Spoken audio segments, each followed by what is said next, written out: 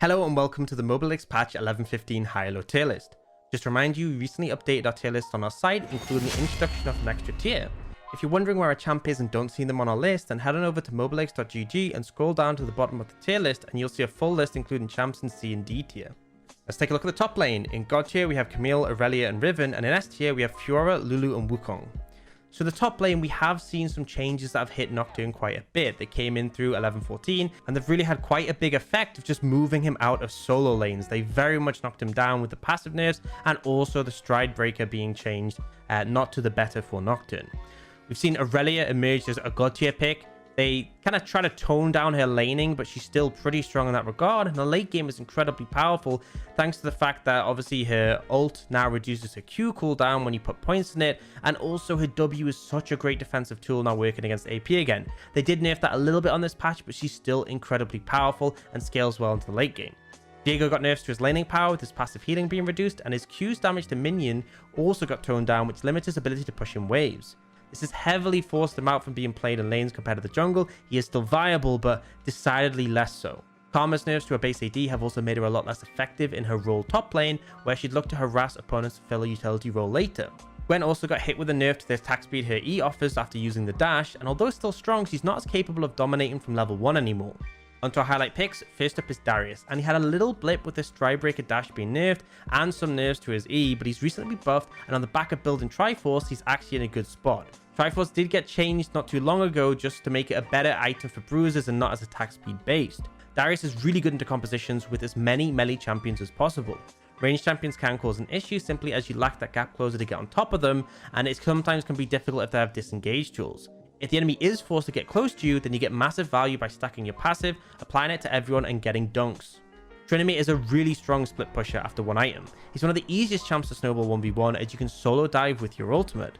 And often you can get a lead as early as level 1 by stacking your passive, spinning in on your opponent, and then critting them out of existence. Kraken Slayer is the go-to for consistent damage, but Gale Force really helps you burst down squishy targets and gives you strong dueling potential, and the extra mobility is great for outplaying.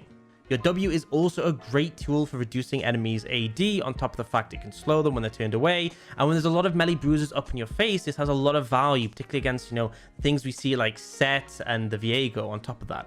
Malphite is really good into heavy AD compositions. He's great at shutting down AD carries in particular, but honestly any immobile champs have an immense amount of difficulty dealing with him and are super flash reliant. His trading power is pretty solid in lane, but he does have trouble into range threats, and heavy AP comps make his itemization really tough as stacking armor is super efficient, giving you extra damage on your abilities on top of the resists. You also have the flexibility of Comet, which works really well into range matchups, or Grasp, which handles melees really effectively.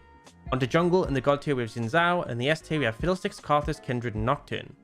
Jaeger got hit really hard with a nerf to his health, movement speed, and mostly a bug fix on his Q, which makes it a lot easier to spot out when he's looking for ganks. He's dropped heavily as a result and is struggling to make the same impact. Shyvana got some solid buffs and is decent as a farm heavy jungler, as the clear has gotten even faster and it was already pretty stellar. Olaf has also been rising in priority. He's one of the few junglers who can match Xin Zhao in melee range, and as a result you can challenge him in early skirmishes, especially if you get the jump on him. Lee Sin is a really strong early mid pick in the current meta. He's great at applying early pressure, particularly if his laners have hard CC. He also doesn't fall off nearly as hard as he used to in the late game. He has a ton of damage and survivability with his kit and with how good bruiser items are. Gordrinker is just such a big ball of stats and he's able to skirmish throughout the game. Unless he's focused down, he could really find a ton of value in 5v5s at any stage of the game, especially if you're consistently getting large Gordrinker procs and applying your Tempest to several people. Diana has a really fast clear which allows her to power farm through a weak point, which is the early game. It's mostly down to the fact that she just isn't that powerful in early fights, whereas once she hits 6 she becomes very strong as the ult gives her so much power and agency. Every item complete is a big spike and she scales well into the mid to late game. Her passive attack speed makes her also very effective for securing initial objectives, whether it's soloing Dragon early on or helping to shred down a Baron in the later stages. Her engage tools are pretty powerful, but if you compare with a champion like Set who can lock everyone up, you're so good at following in on that and then using your ult on all the grouped up targets. It's really hard to face up against that, especially if you're playing in a mobile champion. Diego is the strongest skirmishing champion in the game. One kill reset in a fight pretty much guarantees that you're going to come out ahead. The clear is decently fast and you follow up really well on any setup champs which have solid engage. Ideally in a team fight you want to position around the edges and look to dive into low health targets to find resets and momentum. Diego is really popular when paired with heavy CC and burst champions. A good example is the Sandra in the mid lane, who can help you burst a single target and proc both your passive but also spawn the Frozen Thrall, which helps you chain together kills and find that momentum. That combo has been seen a fair bit in pro play to pretty solid effect. Onto the mid lane, in the god tier we have Castin, and the S tier we have Ahri, Cassiopeia, Echo, Galio, Heimerdinger, Irelia, Castin, Katarina, LeBlanc, Lulu, Kiana, Rumble, Silas, Tomkins, and Zillion. So quite a few. And there's a lot to discuss in the mid lane. Irelia's rework has made her a really powerful mid lane pick who can pressure her opponents really heavily and look for kill windows. She also scales far better than she used to thanks to the cooldown reduction on her Q with levels in her ultimate. LeBlanc is also a pick who's been really effective in the right hands. She's really powerful as a duo with Lee Sin, being able to set him up with her chains to land his Q easily. She's great at rotating and looking for plays in the side lane, as the mobility and burst damage is very effective at cleaning up. Syndra got some solid buffs to her mana cost on a Q early, which helps her contest priority a lot more, and is a strong pick if you have a jungler who has a bit of a weaker early game, or even if you have a jungler who wants to gank mid, as your setup is very effective. Annie's nerfs has dropped her down a tad. She's still fine at what she does and very consistent, but doing a bit less damage than before, which opens up more windows in which champions will survive her burst combo. Onto our highlight picks. First up is Cassiopeia, and she got 10 extra damage on her E, which makes a massive difference with how short the cooldown is. You have far more kill pressure in the early game as a result, and when Cassiopeia gets ahead, she's really hard to deal with as the scaling is so powerful. Her Miasma is a great tool in the skirmish heavy meta, and shuts down a ton of the melee bruisers who are super relevant at the moment. The fact that Cassio can start tier as well really helps her mana issues early, and lets her scale sooner than ever. Tahm Kench is just really strong right now, and our mid lane expert has tried and tested mid lane, and he's performing really solidly. He's able to set up ganks with his W or look to lean into side lanes, and thanks to his built-in sustain, it's just very hard to poke him out or push him out of lane.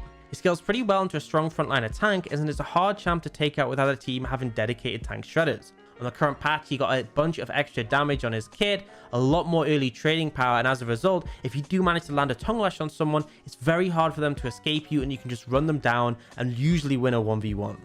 Riven is an interesting pick rising up in the mid lane. Essentially, you can challenge a lot of matchups with your all-in pressure, and being mid allows you more frequently to roam to find advantages around the map.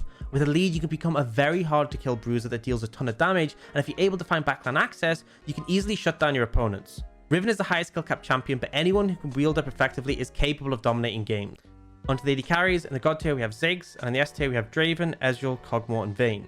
AD carry has seen minor changes. Mostly the buffs to Cassiopeia and Syndra have allowed them to return to the bot lane. Cassio has seen a lot more success, as she's really effective at dealing with a lot of the stronger meta champions dominating the solo lanes and jungle, while Syndra does provide value in terms of early pressure and priority. She doesn't scale as well and is quite reliant on a lead to be effective. For our highlight picks, first up is Draven, and he has a ton more agency early than most AD carries. You can bully lane opponents out with the damage from your axes, and should you get a single kill, it could be game winning with a huge amount of gold your passive provides. You spike super hard with early AD thanks to the massive ratio on your axes, and as a result snowball really hard. Most AD carries struggle to trade into you, and when paired with an aggressive support, you can consistently challenge in the 2v2.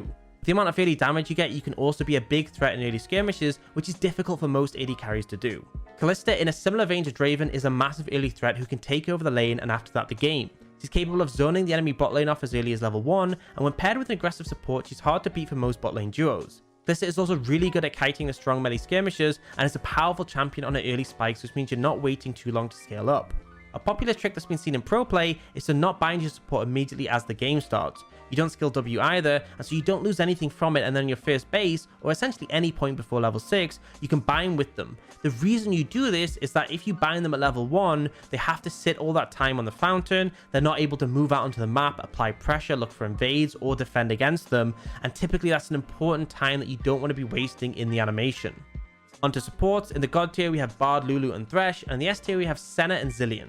For support, there isn't a ton to talk about in terms of changes. We did see Braum drop back down again, just as he's on the divide between S and A tiers, and it feels like now players are less inclined to pick his favourable matchups into him. We're seeing him a little less successful, but still in a really good spot. Onto our highlight picks. First up is Blitzcrank, and he received minor buffs on 11-15. They aren't really large enough to have a noticeable difference in his strength, but Blitzcrank is already a fairly strong champion that receives little play just to how unique his kit is, and also the high skill cap on making sure that you're really effective with him. He's not too strong into a few of the meta supports like Leona, Braum, Nautilus, and Alistair, but he's pretty much the only engaged support that works as a consistent counter to Thresh. He's also very good into enchanters, as essentially one grab ensures a death for the enemy bot lane if they don't have summoners, or you can just force those summoners and look for the repeat. For that reason alone, he's worth playing, and a competent Blitzcrank player is capable of carrying games if they can land a God Hook later on in the game. Rel received a buff that is pretty much a reverse to the main nerf that took her out of the previous top spot in the meta a few months ago. The meta has changed a lot elsewhere though, so she isn't a great pick every game, but in the right scenarios, Rel definitely feels pretty good again on 11-15. She's really powerful at providing hard engage, and particularly if you have big AoE abilities to follow up on, that she can be very effective in team fights. Her roaming potential is also solid, and a niche factor which is sometimes overlooked is the fact that her Q obliterates shields on enemies. This is really powerful against things like Tomkens, Blitzcrank, Lulu, or even bruisers building Sterak's.